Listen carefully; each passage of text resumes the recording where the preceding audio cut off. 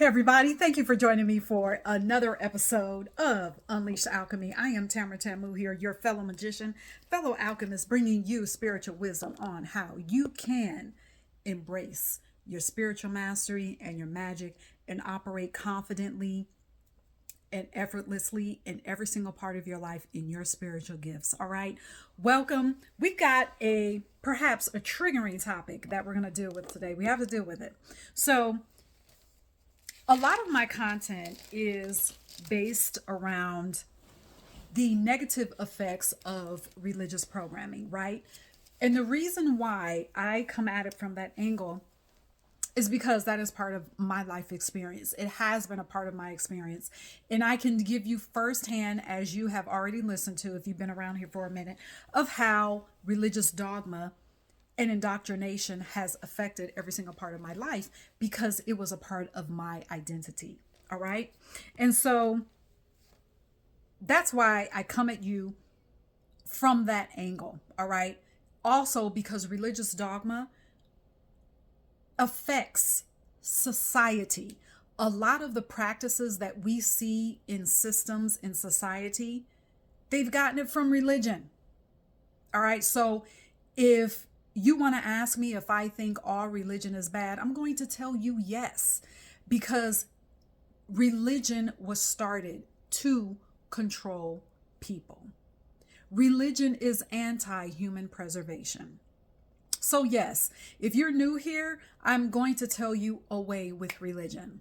So if you want to stay in your religion, stay in your church, that is your business. Perhaps this is not the channel for you. All right. Because I speak very frankly about that. All right. So I didn't plan on saying that, but let's get into today's episode. So we're going to talk about manipulation. All right. And how the source of it is from religious programming. And I'm going to use examples. The examples could be triggering, but let's just get into it. So the one thing that religion does well is that it is a system that teaches people how to manipulate. Why do I say that? Because, for example, the Bible has been used to be a justification for shitty things that we have seen from the beginning of the Bible. I will not say from the beginning of the world, because the Bible did not exist. All right. You had a few people who decided that they saw too many people out here existing in their spiritual freedom. They didn't like it because it went against their idea of what a society should look like. And then their idea of what society should look like, they thought that society should look like controlling people. So they created this Bible. All right. They created religions. Okay. So this is where we're at. All right. And part of my job is to debunk all of it, is to guide people into their spiritual mastery, which is going to take people beyond religion, is going to elevate people beyond religion. That is what I'm here to do. Part of what I'm here to do. Okay. So the one thing, again, that religion does well is that it teaches people how to be manipulative. Now, an example of this could be, I do this for you. Now you're obligated to help me. There's an attachment in providing some type of assistance. Religion teaches us that. I could go through examples. I won't, because there's other examples that I use in other videos that I have here. Also, an example of the way that religion teaches people to manipulate. Speaking in a self-deprecating manner while expecting sympathy from another person. Yes, religion teaches that. The more broke down you talk about yourself, the more you expect for someone else to come and build you up, or to come and tell you how special you are. That's manipulation. All right. Another example, instead of asking what you want, instead of speaking your desire, You project your desire onto other people, making your desire sound like an advantage for the other person. I'm going to say that again.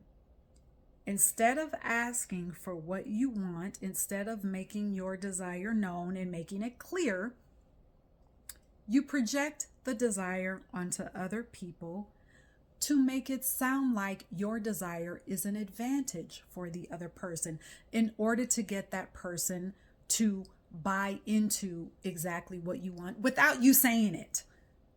That is manipulation. All of those examples that I used is what I saw happen in religion, backed by the Bible. Again, I could give you countless examples. I'm not going to do that in this video, okay? So, another example of manipulation can look like, has looked like, I have experienced individuals using their titles, using labels, their labels, to project their triggers, insecurities, traumas, hurts, and fears onto their loved ones. Now,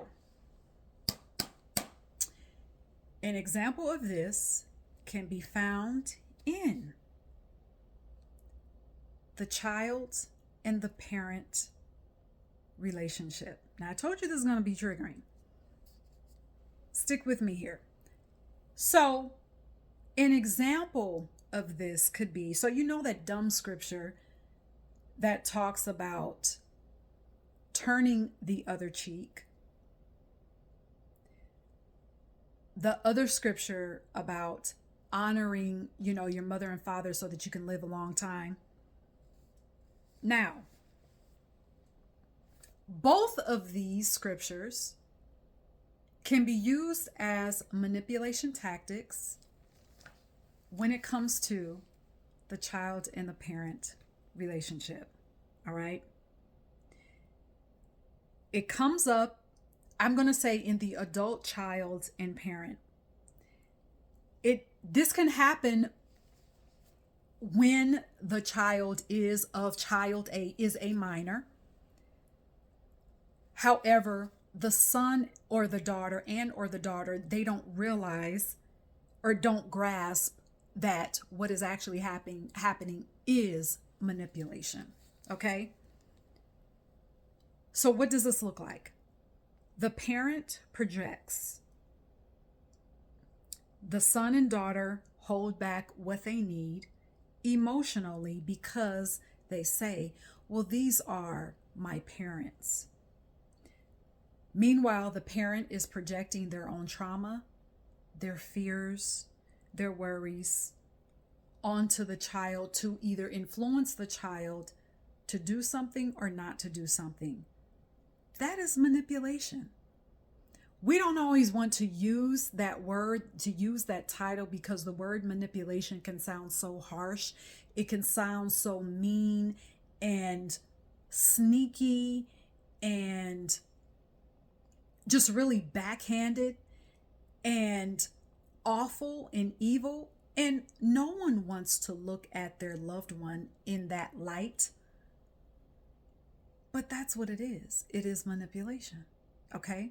When a person has not dealt with their own traumas and fears and hurts and they project it onto another person in order to attempt to get that person to do something that's going to make them feel comfortable, to make the parent feel uncomfortable, that's a form of manipulation. All right? It just is. So let me give you an example. So the parent projects, okay?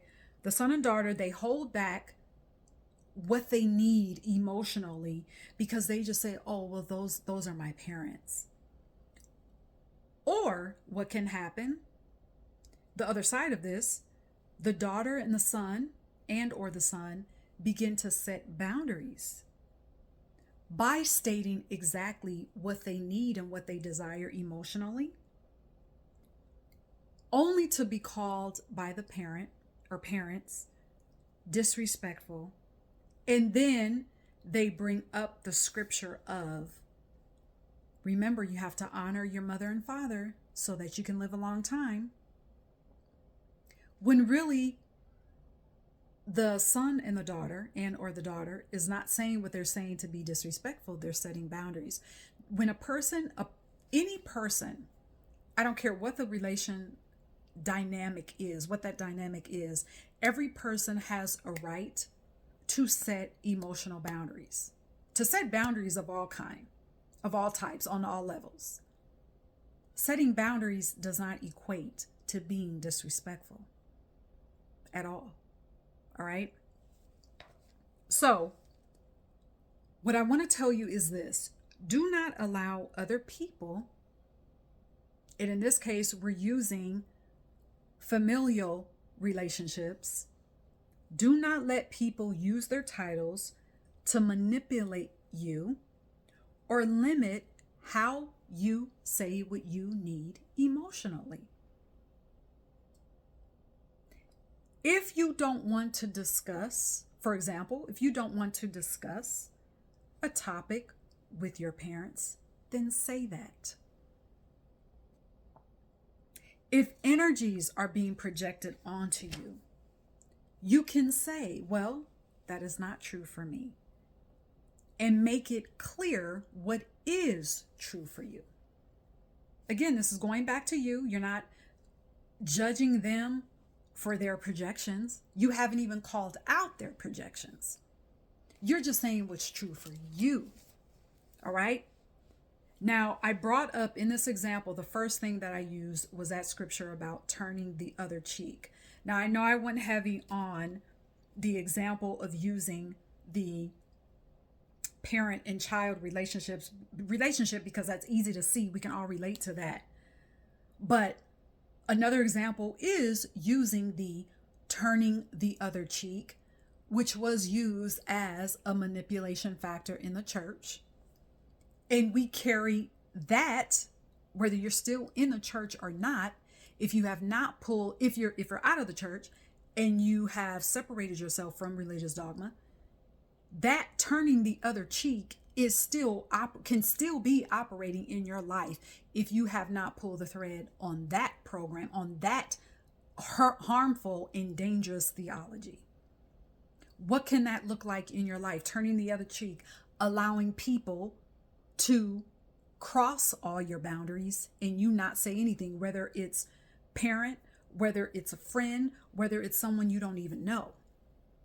Why? Because you've heard turn the other cheek or let God handle it. No, you are God. You handle it. You open up your mouth and say what you deserve. That's it. All right. So do not let people's titles, do not let people's labels, do not let this manipulation tactic play out in your life. Notice how it has played out in your life, and deal with it and face it. These are one of those sneaky ways that religious programming can rear its ugly head in our lives, even after we have left the church physically. All right. So I wanted to give you this message now. I'm going to come back and elaborate on this, but I wanted to give you a little taste of that right now because, number one, I didn't want to wait. Number two, I can see how even in what we would call spiritual circles, people are allowing people's titles in spiritual circles. They're allowing that to be the reason why they don't speak up for what they need. You've already experienced that in religion. So why are you going to allow yourself to experience that in your spiritual walk?